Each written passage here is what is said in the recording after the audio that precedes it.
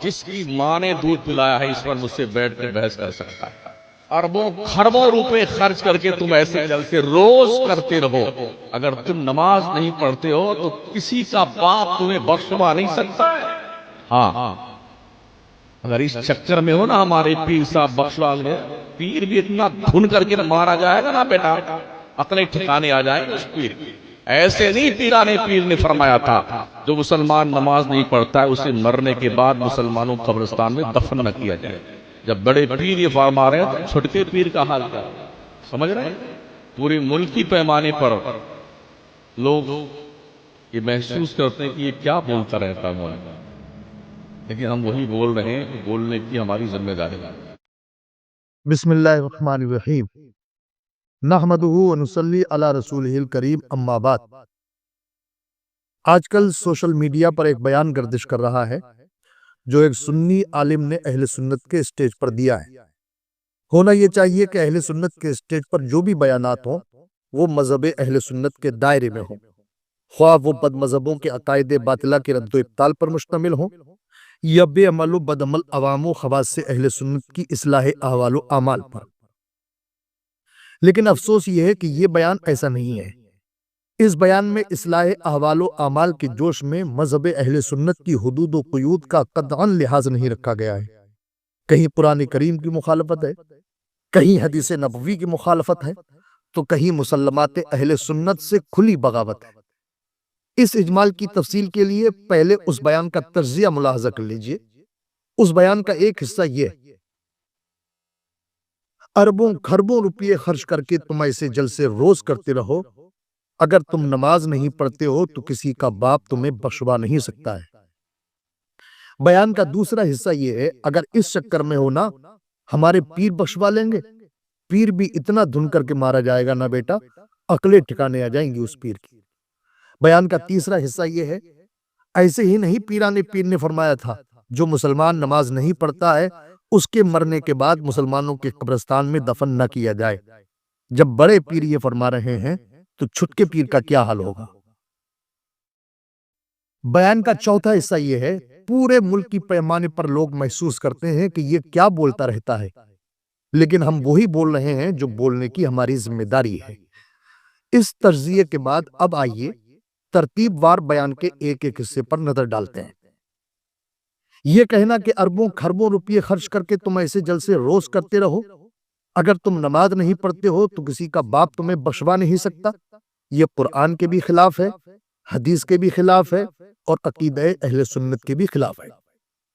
قرآن کریم میں فرمان خداوندی ہے: وَاسْتَغْفِرْ لِذَنبِكَ وَلِلْمُؤْمِنِينَ وَالْمُؤْمِنَاتِ۔ محبوب بخشوائیے اپنے خاصوں اور عام مومنین و مومنات کو۔ لیجیے جناب، قرآن کہہ رہا ہے محبوب بخشوائیے، اور جناب عالی فرما رہے ہیں کسی کا باپ نہیں بخشوا سکتا۔ اب کوئی پوچھے ان جناب سے کہ بات وہ حق ہے جو آپ فرما رہے ہیں یا وہ حق ہے جو قرآن ارشاد فرما رہا ہے؟ اگر بے نمازی مسلمان کو کسی کا باپ نہیں بخشوا سکتا تو پھر خداوند کریم خاص و عام مومنین و مومنات کو بخشوانے کا اپنے پیغمبر کو حکم کیوں دے رہا ہے؟ کیا بے نمازی مسلمان عام مومنین و مومنات میں داخل نہیں ہے؟ یا پروردگار ایک امر محال کا حکم دے رہا ہے؟ نتیجہ واضح ہے کہ جناب عالی نے اصلاح و تبلیغ کے جوش میں ہوش کھو کر قرآن کریم کی صریح مخالفت کی ہے۔ ابن ماجہ شریف صفحہ نمبر 319 پر حضرت جابر رضی اللہ تعالیٰ عنہ سے، اور ترمذی شریف جلد نمبر 2 صفحہ نمبر 70 پر حضرت جابر کے ساتھ ساتھ حضرت انس رضی اللہ تعالیٰ عنہ سے بھی مروی ہے: قال قال رسول اللہ صلی اللہ تعالیٰ علیہ وسلم شفاعتی لأہل الکبائر من امتی، میری شفاعت میری امت کے بڑے بڑے گناہگاروں کے لیے ہے۔ اب بتائیے، کیا اب بھی جناب والا اپنے اس دعوے کو صحیح قرار دیں گے کہ اگر نماز نہیں پڑھتے ہو تو کسی کا باپ نہیں بخشوا سکتا؟ ممکن ہے حضور والا اپنے دفاع میں ارشاد فرمائیں کہ حدیث پاک میں تارکین نماز کے علاوہ دیگر اہل کبائر مراد ہیں، تو حضور کی اطلاع کے لیے عرض ہے کہ بخاری شریف جلد نمبر 2 صفحہ نمبر 1118 اور 1119 کی وہ حدیث پاک آپ کے اس دفاع کی واضح تردید کر رہی ہے، جس کا خلاصہ و اختصار یہ ہے کہ سرکار پہلی بار شفاعت فرمائیں گے تو جو کے برابر ایمان والوں کو، दूसरी बार में राई के दाने बराबर ईमान वालों को, और तीसरी बार में राई के दाने से भी कम ईमान वालों को जहन्नम से निकालने की इजाजत मिल जाएगी। और उन सब को जहन्नम से निकालने के बाद भी सरकार शफाअत का सिलसिला बंद नहीं फरमाएगा, बल्कि चौथी बार में हर कलमा गो को जहन्नम से निकालने की इजाजत तलब फरमाएंगे। तो अल्लाह रब्बुल इज्जत फरमाएगा, व इज्जती व जलाली व किबरियाई व आज़मती लउखरिजन्न मिनहा मन क़ाल ला इलाहा इल्लल्लाह। महबूब, मेरी इज्जत की कसम, मेरे जलाल की कसम, मेरी किबरियाई की कसम, मेरी अजमत की कसम, मैं हर कलमा गो को जहन्नम से जरूर निकाल दूंगा। अब सोचिए, जिनके नामे आमाल में सिवाय कलमे तौहीद की कोई नेकी नहीं है, जो राई के दाने से भी कम ईमान वालों में शामिल नहीं है, हदीस बता रही है कि सरकार उनकी भी शफाअत व बख्शिश फरमाएंगे। और अल्लाह चार कस्मों के साथ उन्हें जहन्नम से निकालने का वादा फरमाएगा। तो क्या बेनमाजी मुसलमान उनमें नहीं आएंगे? आएंगे, और जरूर आएंगे। कुरान में इसकी ताईद मौजूद है। इरशाद खुदाबंदी है, इन्नल्लाह ला यग़फिरु अन युश्रका बिही व यग़फिरु मा दूना ज़ालिक लिमन यशा। बेशक अल्लाह शिर्क को माफ नहीं फरमाएगा और उससे नीचे दर्जे के गुनाह जिसके लिए चाहेगा माफ फरमा देगा। मालूम हुआ, सरकार के फरमाने आलीशान शफाअती ले अहले कबाइर मिन उम्मती में जो अहले कबाइर है, इसमें तारिकीन नमाज भी दाखिल है। अब जनाबे अली से कोई पूछे कि आप फरमा रहे हैं अगर तुम नमाज नहीं पढ़ते हो तो किसी का बाप नहीं बख्शवा सकता, ये बताइए अबुल कासिम मोहम्मद रसूलुल्लाह के बारे में आपका क्या ख्याल है? क्या वो नहीं बख्शवा सकते? बंदा गुनाह करने वाला, सरकार शफाअत करने वाले और अल्लाह रब्बुल इज्जत मग़फ़िरत फरमाकर जन्नत अता करने वाला, आपको क्या परेशानी है? खैर से आप अपने हैं, वरना कोई गैर होता तो उससे पूछा जाता, तेरी दोज़ख से तो कुछ छीना नहीं, खुल्द में पहुंचा रजा, फिर तुझको क्या? आप फरमा रहे हैं किसी का बाप नहीं बख्शवा सकता, और इमाम अहले सुन्नत फाजिल बरेलवी अलैहि रहमत व रिज़वान गुनहगारों को सरकार की शफाअत की खुशखबरी और अल्लाह की मग़फ़िरत की मुबारकबाद दे रहे हैं। मुजदाबाद है आसियो शाफिर शहे अबरार है, तहनीयत ए मुजरिमो ज़ाते खुदा गफ़ार है। नतीजा वाज़ेह है कि जनाब अली ने इस्लाह व तबलीग के जोश में होश खोकर हदीस की भी मुखालफत की है। कुरान और हदीस की सराहतों के बाद अब अहले सुन्नत का अकीदा भी मुलाहज़ा कर लीजिए, ताकि हमारे इस दावे की तौसीक हो जाए कि जनाब का कौलो इरशाद अकीदा अहले सुन्नत के भी खिलाफ है। शरह अकायद मतबूआ मजलिस बरकात मुबारकपुर आजमगढ़ के सफ़ा नंबर 122 और 123 पर है, वश्शफ़ाअतु साबिततुन लिर्रुसुल वल अख़ियार फ़ी हक़्क़ि अहलिल कबाइर बिल मुस्तफ़ीज़ मिनल अख़बार खिलाफ़न लिल मुअतज़िला व हाज़ा मबनियुन अला मा सबक़ मिन जवाज़िल अफ़्व वल मग़फ़िरत बिदून शफ़ाअह फ़बिश्शफ़ाअति औला। रुसुल व अख़ियार के लिए अहले कबाइर के हक़ में ख़बर मशहूर से शफ़ाअत साबित है, और इसकी बुनियाद इस बात पर है कि जब बगैर शफ़ाअत के अब वो मग़फ़िरत मुमकिन है जैसा कि पीछे गुजरा, तो शफ़ाअत से बदरजाए औला मुमकिन है। शरह अकायद अहले सुन्नत की इंतहाई मोतबर व मुस्तनद कुतुब अकायद में से है, और अहले सुन्नत के हर बड़े दारुल उलूम में पढ़ाई जाती है। वो किताब कह रही है कि अहले कबाइर की बख्शिश न सिर्फ अंबिया और रसूल बल्कि तमाम औलिया और स्वालिहीन करा सकते हैं, और जनाब फरमा रहे हैं कि अगर नमाज नहीं पढ़ते हो तो किसी का पाप नहीं बख्शवा सकता। शरह अकायद की शरह निब्रास में सफ़ा 238 पर अल्लामा अब्दुल अजीज परहारवी अलैहि रहमत व रिज़वान इरशाद फरमाते हैं, जा फिल हदीस बादा ज़िक्र शफ़ाअतिल मोमिनीन व इखराजिहिम अनिन नार कुल्ल मन अरफूह यक़ूलुल्लाहु अज़्ज़ा वजल शफ़ाअतिल मलाइका व शफ़ाअन नबिय्यून व शफ़ाअल मोमिनून व लम यब्क़ा इल्ला अरहमुर राहिमीन फ़यक़बिदु क़ब्दतम मिनन नार फ़युख़रिजु मिनहा क़ौमन लम यामलू खैरन क़त्तु। यानी मोमिनीन के शफ़ाअत और उनके अपने तमाम जान पहचान वालों को जहन्नम से निकाल लाने के जिक्र के बाद हदीस में है कि अल्लाह फरमाएगा फरिश्तों ने शफ़ाअत कर ली, नबियों ने भी शफ़ाअत कर ली और मुसलमानों ने भी शफ़ाअत कर ली, अब अरहमुर राहिमीन के अलावा कोई बाकी नहीं रहा। ये फरमाने के बाद अल्लाह रब्बुल इज़्ज़त अपनी शान के मुताबिक जहन्नम से मुट्ठी भरकर ऐसे लोगों को जहन्नम से निकालेगा जिन्होंने कभी कोई अच्छा काम नहीं किया होगा। आगे फरमाते हैं, रवाहुल बुखारी व मुस्लिम। इस हदीस को इमाम बुखारी इमाम मुस्लिम दोनों ने रिवायत किया है।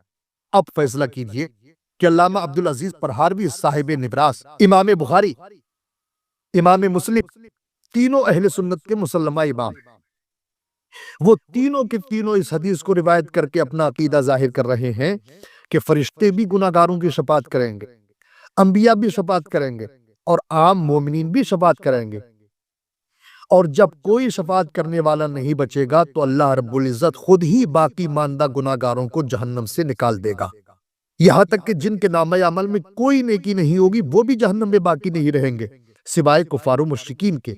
اور جناب عالی فرما رہے ہیں اگر نماز نہیں پڑھتے ہو تو کسی کا پاپ نہیں بخشوا سکتا۔ نتیجہ واضح ہے کہ جناب عالی نے اصلاح و تبلیغ کے جوش میں ہوش کھو کر عقیدہ اہل سنت کی بھی مخالفت کی ہے۔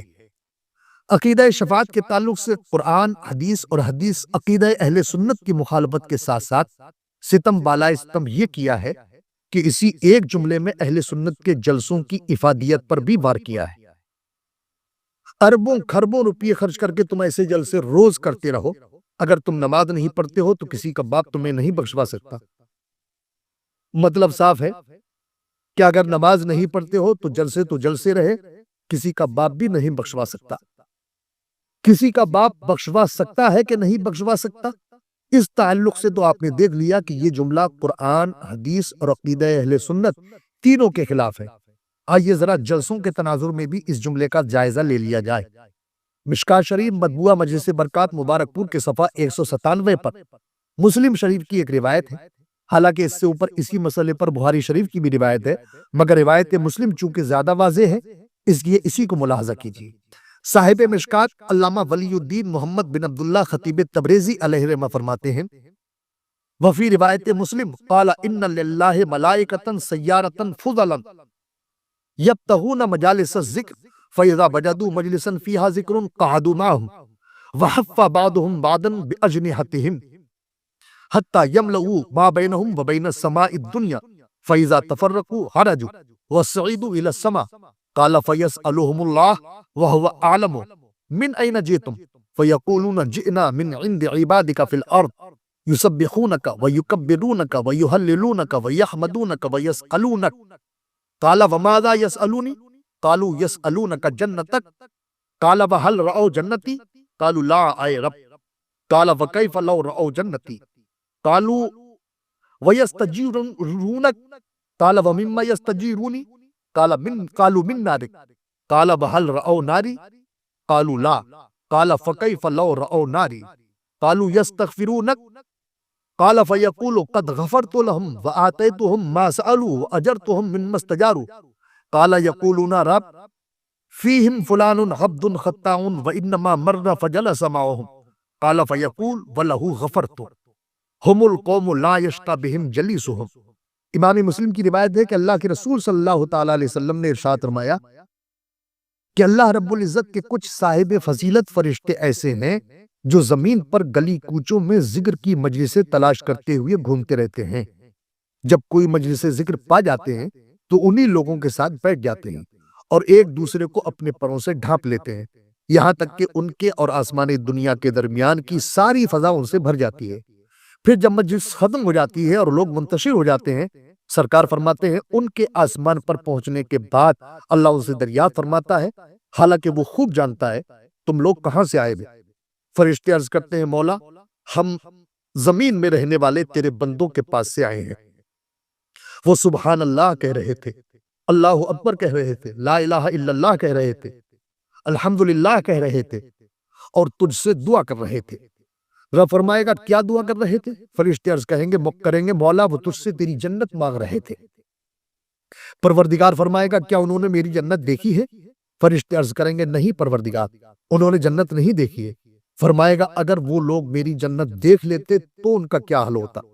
بخاری شریف کی روایت میں اس مقام پر ہے فرشتے عرض کریں گے پروردگار اگر وہ تیری جنت دیکھ لیتے تو اور زیادہ شدت و رغبت سے طلب کرتے۔ پھر فرشتے عرض کریں گے پروردگار وہ تیری پناہ بھی مانگ رہے تھے۔ اللہ رب العزت فرمائے گا کس چیز سے میری پناہ مانگ رہے تھے؟ فرشتے عرض کریں گے تیرے جہنم سے۔ فرمائے گا فرشتوں کیا انہوں نے میرا جہنم دیکھا ہے؟ عرض کریں گے پروردگار نہیں انہوں نے جہنم نہیں دیکھا ہے۔ فرمائے گا فرشتوں اگر وہ میرا جہنم دیکھ لیتے تب ان کا کیا حال ہوتا؟ بخاری شریف کی روایت میں ہے فرشتے عرض کریں گے مولا اگر وہ جہنم دیکھ لیتے تو اور زیادہ خوفزدہ ہوتے۔ پھر فرشتے عرض کریں گے پروردگار وہ تجھ سے اپنے گناہوں سے مغفرت و بخشش بھی مانگ رہے تھے۔ سرکار فرماتے ہیں اللہ فرمائے گا فرشتوں میں نے ان سب کو بخش دیا۔ وہ جنت مانگ رہے تھے جنت بھی دے دی، جہنم سے پناہ مانگ رہے تھے وہ بھی دے دی۔ اللہ کے حبیب فرماتے ہیں فرشتے عرض کریں گے مولا ان میں فلاں بھی تھا جو بہت بڑا گناہگار بندہ ہے، وہ وہاں سے صرف گزر رہا تھا مگر ان لوگوں کو دیکھ کر وہ بھی ان کے ساتھ بیٹھ گیا۔ اللہ فرمائے گا فرشتوں میرا ذکر کرنے والے وہ لوگ ہیں کہ جو ان کے ساتھ بیٹھ جائے ان کی برکت کی وجہ سے وہ بھی میری رحمت سے محروم نہیں رہتا، اس لیے میں نے اسے بھی بخش دیا۔ اب ذرا سوچئے، ایک طرف یہ حدیث رسول ہے جسے خطیب تبریزی نے مشکات شریف میں روایت کیا، امام مسلم نے روایت کیا، امام بخاری نے روایت کیا، جو صاف صاف بتا رہی ہے کہ مجلس ذکر میں شریک ہونے والوں کی بخشش بھی ہو جاتی ہے، جہنم سے پناہ بھی مل جاتی ہے اور جنت بھی دے دی جاتی ہے۔ اور دوسری طرف بندہ پرور فرما رہے ہیں اربوں خربوں روپیے خرچ کر کے ایسے جلسے روز کرتے رہو، اگر نماز نہیں پڑھتے ہو تو جلسے رہے، کسی کا باپ نہیں بخشوا سکتا۔ آپ کے بیان کا دوسرا پوائنٹ ہے اگر اس چکر میں ہونا ہمارے پیر بخشوا لیں گے، پیر بھی اتنا دھن کر کے مارا جائے گا نا بیٹا، عقلیں ٹھکانے آ جائیں گی اس پیر کی۔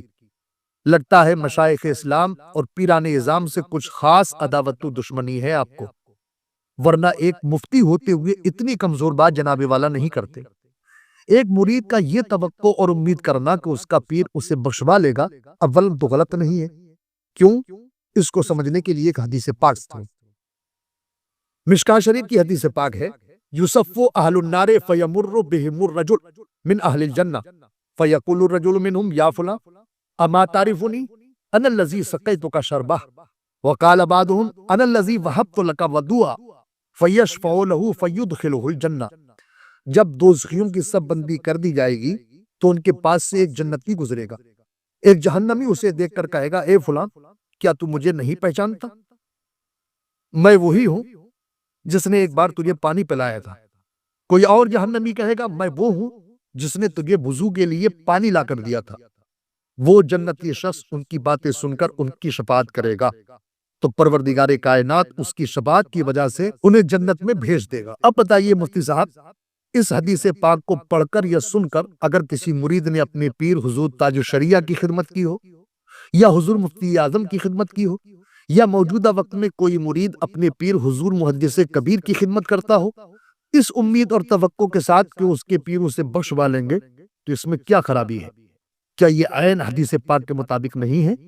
ثانیاً بالفرض مان لیجئے کہ مرید کا یہ توقع کرنا غلط ہے کہ اس کا پیر اسے بخشوا لے گا، تو اس میں پیر کی کیا غلطی ہے؟ غلطی اگر ہے تو مرید کی ہے، پھر پیر کو کیوں اس طرح دھن کر مارا جائے گا کہ اس کی عقلیں ٹھکانے آ جائیں گی؟ آپ کو معلوم ہونا چاہیے کہ کوئی بھی شخص جب سلسلہ حقہ جاریہ کے کسی پیر سے مرید ہوتا ہے تو نیچے سے لے کر اوپر تک، یعنی اس پیر سے لے کر محمد رسول اللہ تک، اس پیر کے شجرہ خلافت میں جتنے مشائخ کرام ہوتے ہیں وہ سب کے سب اس مرید کے پیر ہوتے ہیں۔ اب ذرا سوچئے کہ آپ کا یہ جملہ کہاں تک پہنچ رہا ہے۔ کسی بھی سلسلہ حقہ جاریہ کے کسی بھی پیر کا مرید جہاں اس پیر سے امید شفاعت رکھ سکتا ہے وہی محمد رسول اللہ تک کسی بھی پیر سے رکھ سکتا ہے۔ اب اگر کوئی مرید سارے پیروں کے منتہا محمد رسول اللہ صلی اللہ تعالیٰ علیہ وسلم سے امید شفاعت رکھے تو کیا معاذ اللہ ثم معاذ اللہ شفیع المذنبین کے ساتھ وہی ہوگا جو آپ نے بکا؟ یاد رکھیے سرکار کا فرمان ہے جو کہ کنز المال جلد نمبر 14 صفحہ نمبر 399 پر مرقوم ہے، شفاعتی یوم القیامت حق فمن لم یؤمن بها لم یکن من اہلها۔ قیامت کے دن میری شفاعت حق ہے، جو اس پر ایمان نہ لائے وہ اس کا حقدار نہیں ہوگا۔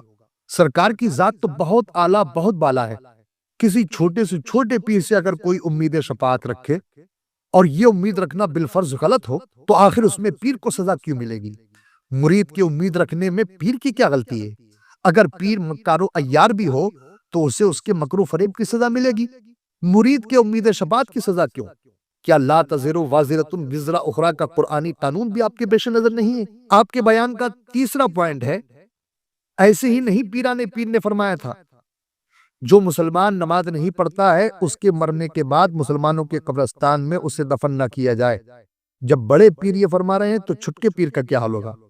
مفتی صاحب آپ کوئی عام آدمی نہیں ہے کہ جو کچھ بھی پڑھا یا سنا اسے بیان کر دیا، آپ مفتی دین و ملت ہیں، اور ہمارا خیال ہے کہ آپ کے نام کے ساتھ مفتی کا یہ لاحقہ جلسوں کے کسی ناظم نادان کا عطیہ نہیں ہوگا، بلکہ آپ پڑھے لکھے مفتی ہوں گے۔ آپ نے حضور غوث پاک رضی اللہ تعالیٰ عنہ کی طرف منسوب اس قول کی تحقیق کی ہے کہ واقعی یہ حضور غوث پاک کا فرمان ہے؟ آپ کو معلوم ہونا چاہیے کہ پیران پیر کی بعض کتب میں دشمنان اسلام بد مذہبوں نے الحاقات کر دیے ہیں، اس لیے ممکن ہے کہ یہ قول بھی الحاقات میں سے ہو، بلکہ یہی قرین قیاس ہے، کیونکہ دربارہ مرتکب گناہ کبیرہ 3 مذہب ہیں۔ نمبر 1 وہ مومن ہے، نمبر 2 وہ کافر ہے، نمبر 3 وہ نہ مومن ہے نہ کافر ہے۔ تفصیل کے لیے شرح عقائد اور اس کی شرح نبراس کا مطالعہ کیجیے۔ ان میں سے تیسرا مذہب یعنی مرتکب کبیرہ نہ مومن ہے نہ کافر ہے، معتزلہ کا ہے۔ دوسرا مذہب یعنی مرتکب کبیرہ کافر ہے، خوارج کا ہے۔ اور الحمدللہ ثم الحمدللہ پہلا مذہب یعنی گناہ کبیرہ کا مرتکب مومن ہے، اہل سنت و جماعت کا ہے۔ سمجھ میں آیا مفتی صاحب؟ اب بتائیے کہ جب نماز چھوڑنے والا مسلمان گناہ کبیرہ کا مرتکب ہونے کے باوجود اہل سنت کے نزدیک مسلمان ہے تو اسے مسلمانوں کے قبرستان میں کیوں دفن نہیں کیا جائے گا؟ ہو سکتا ہے یہاں آپ کو شبہ لاحق ہو کہ بہت سے مرتکبین کبائر کے متعلق کتب فقہ میں صراحت موجود ہے کہ ان کی نماز جنازہ نہ پڑھی جائے، مثلا ماں باپ میں سے کسی ایک یا دونوں کا قاتل، حالانکہ وہ بھی مسلمان ہے۔ اسی طرح یہ بھی ممکن ہے کہ تارک صلاۃ عند شرع مسلمان تو ہو لیکن مسلمانوں کے قبرستان میں اس کی تدفین درست نہ ہو، تو میں عرض کروں گا بالکل ممکن، لیکن ممکن ہونا اور ہے اور واقع میں مشروع ہونا اور ہے۔ کسی چیز کے واقع میں مشروع ہونے کے لیے ٹھوس دلائل و شواہد کی ضرورت ہے۔ قاتل والدین اور چند دیگر مرتکبین کبائر کی نماز جنازہ مشروع نہیں ہے، فقہ حنفی کی معتبر کتابوں میں اس کی صراحت موجود ہے، لیکن تارک نماز کی تدفین مقابر مسلمین میں نہ کی جائے، اس کی صراحت فقہ حنفی میں کہاں ہے؟ حضور غوث پاک کے حوالے سے جو قول آپ نقل فرما رہے ہیں، اولاً تو وہ کسی معتبر کتاب میں نہیں، لہذا حضور غوث پاک کی طرف اس کی اسناد معتبر ہی نہیں، اور اگر بالفرض تسلیم کر لیا جائے کہ یہ واقعی حضور غوث پاک کا فرمان ہے تو آپ کو معلوم ہونا چاہیے کہ یہ مسئلہ باب اعتقادیات سے نہیں بلکہ عملیات سے ہے، اور عملیات میں حضور غوث اعظم حنبلی ہیں، اور کسی حنبلی کا ایسا قول جو عملیات سے متعلق ہو احناف کے لیے اسی وقت قابل قبول ہو سکتا ہے جبکہ فقہ حنفی اس کا مؤید ہو، لہذا آپ پر لازم ہے کہ آپ فقہ حنفی سے اس کے حوالے پیش کریں، ورنہ توبہ و رجوع کی راہ اختیار کریں۔ یہ کہنے سے کام نہیں چلے گا کہ میرا مقصد یہ تھا، میرا مقصد وہ تھا۔ مقصد آپ کا کچھ بھی ہو لیکن بات اگر غلط ہے تو غلط ہے۔ اگر یہ باتیں آپ مان بھی لیں کہ یہ قول کسی معتبر کتاب میں نہیں ہے اور حضور غوث پاک حنبلی ہیں اور ہم حنفی، اور عملیات میں ان کا کوئی قول فقہ حنفی کی تائید کے بغیر ہمارے لیے قابل قبول نہیں ہے، تو فقط ماننے سے کام نہیں چلے گا۔ ان باتوں کے ماننے کا مطلب تو یہ ہوا کہ آپ ہماری تائید کر رہے ہیں اور اپنی غلطی تسلیم کر رہے ہیں۔ آپ کے اوپر 2 کاموں میں سے کوئی ایک کام کرنا لازم ہے، یا تو فقہ حنفی سے اس مسئلے کی تائید پیش کریں یا پھر اپنے قول سے علی الاعلان توبہ و رجوع کریں۔ اب آئیے بالکل آخری پوائنٹ پر آ جائیے۔ آپ کے بیان کا آخری حصہ ہے، پورے ملک کی پیمانے پر لوگ یہ محسوس کرتے ہیں کہ یہ کیا بولتا رہتا ہے، لیکن ہم وہی بول رہے ہیں جو بولنے کی ہماری ذمہ داری ہے۔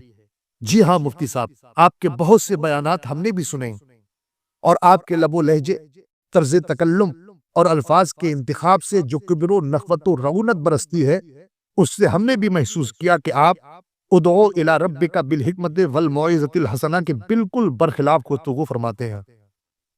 اور جہاں تک بات ذمہ داری کی ہے تو ہمارے آج کے ان معروضات سے جو ہم نے آپ کی بارگاہ میں پیش کیے، بخوبی ثابت ہو گیا کہ آپ کی گفتگو میں باطل کی خاصی آمیزش ہے، اور حق کے ساتھ باطل کی آمیزش کی جائے بحیثیت عالم تو کیا، بحیثیت مسلم بھی آپ کی ذمہ داری نہیں ہے، کیونکہ اسلام اپنے ماننے والوں پر ہرگز ایسی ذمہ داری عائد نہیں کر سکتا، لہٰذا آپ وہی بول رہے ہیں جو آپ کی ذمہ داری ہے، یہ آپ کی خام خیالی ہے۔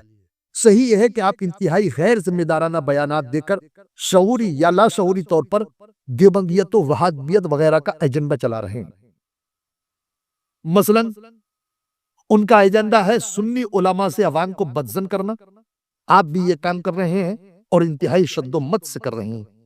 ان کا ایجنڈا ہے مشائخ کرام اور پیران طریقت سے لوگوں کو دور و نفور کرنا، آپ بھی یہ خدمت انجام دے رہے ہیں اور پورے جوش و خروش کے ساتھ انجام دے رہے ہیں۔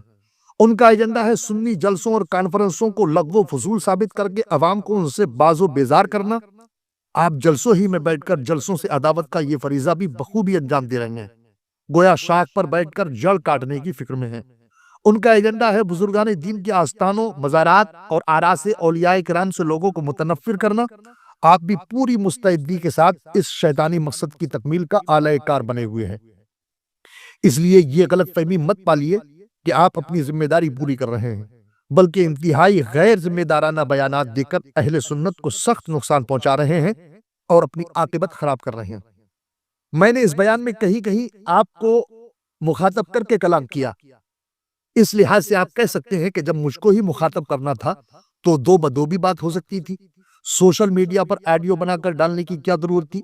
जवाब जाहिर है कि मुखातब अगरचे आप हैं, मगर बात चूंकि सोशल मीडिया के जरिए इंतहाई आम हो चुकी है, हत्ता के बाज कम इल्म और कम फहम लोग इसे खुद भी वायरल कर रहे हैं और दूसरे लोगों को वायरल करने की तरगीब भी दे रहे हैं, और कुछ नादान लोग तो बिला सोचे समझे इस बयान के कुछ हिस्सों को अपने बयानात का भी हिस्सा बना रहे हैं। इसलिए मुनासिब समझा कि इसे रिकॉर्ड करके सोशल मीडिया पर अपलोड किया जाए, ताकि दूसरे वो हजरात जो इसके मुज़मरात को समझने से कासिर हैं, उनकी भी इस्लाह हो सके। मैंने अपने इस बयान में कोशिश तो बहुत की है कि आपकी शान में कोई नाजेबा कलमा इस्तेमाल ना करूं, फिर भी अगर किसी लफ्ज़ से तकलीफ पहुंचे और वो वाकई तकलीफ पहुंचाने वाला हो तो माजरत ख्वाह। रही हिज़ार हक की वजह से तकलीफ, तो इसके लिए कोई माजरत नहीं है। आखिर में एक बात और अर्ज करनी है। इस बयान के शुरू में आपने एक चैलेंज दिया है कि जिसकी माँ ने दूध पिलाया है इस पर मुझसे बैठकर बहस कर सकता है। अगर ये चैलेंज इसी बयान से मुताल्लिक है जिस बयान पर अभी हमने कलाम किया, तो ये फ़कीर कादरी आपके चैलेंज को कबूल करता है। आप जब चाहें तशरीफ ला सकते हैं। फ़कीर का नाम है इरशादुल कादरी, ज़िला बरेली शरीफ, कस्बा बेहड़ी का रहने वाला हूँ। फ़िलहाल बाराबंकी में रहता हूँ। मेरा मोबाइल नंबर है 8317030200। चाहे तो फ़ोन पर भी बात कर सकते हैं और चाहे तो तशरीफ ला करके बिलमुशाफा भी गुफ्तगू कर सकते हैं। वमा अलैना इल्लल बलाग, वस्सलामु अला मन इत्तबअल हुदा। अस्सलामुअलैकुम रहमतुल्लाहि व बरकातुहू। तो नाज़रीन मोहतरम, आपने देखा मुफ्ती शमसुद्दीन मकराना की वीडियो और हज़रत अल्लामा मौलाना मुफ्ती इरशादुल कादरी साहिब क़िबला सदर शोबा इफ्ता दारुल उलूम अहले सुन्नत हशमतुल उलूम रामपुर कटरा ज़िला बाराबंकी। तो आपने ये मुदल्लल और मुफस्सल जवाब सुना और यकीनन ये जवाब आपको पसंद आया होगा। अगर वीडियो आपको ये पसंद आई है तो आप अपने दोस्तों अहबाब के साथ शेयर करें, ताकि और लोग भी इस मालूमाती वीडियो को सुनकर, इस ऑडियो को सुनकर अपने इल्म में इजाफ़ा फरमाएं और इस तरीके की तकरीरों को सुनने से बचें। और आप इस तकरीर के बारे में क्या राय रखते हैं, कमेंट में अपनी राय ज़रूर पेश करें। अस्सलामु अलैकुम रहमतुल्लाहि व बरकातुहू।